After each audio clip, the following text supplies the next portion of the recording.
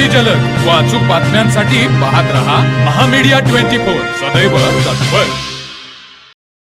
माणसाच्या समृद्धीतून तयार झालेला प्रश्न म्हणजे प्रदूषण, अशी खंत पर्यावरणप्रेमी उदय गायकवाड यांनी व्यक्त केली.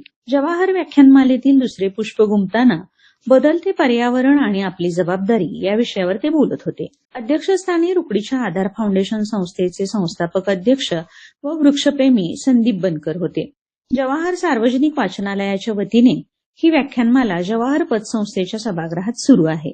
शहरातील हायफाय संस्कृतीमुळे अन्नाची नासाडी वाढली आहे, याला खाऊन माज आलाय असे म्हणता येईल, अशी उद्विग्नता व्यक्त करून ते म्हणाले, कोल्हापूर महानगरपालिकेवर आता खरकट्यावर प्रक्रिया करणारा कॉम्प्रेस बायोगॅस प्रकल्प उभारण्याची पाळी आली आहे. आपण जर हवा, पाणी, आवाज, प्लास्टिक आदीचे प्रदूषण वेळीच रोखलं नाही तर सृष्टीतील पंचमहाभूते कधीच माफ करणार नाहीत, असा इशारा त्यांनी दिला.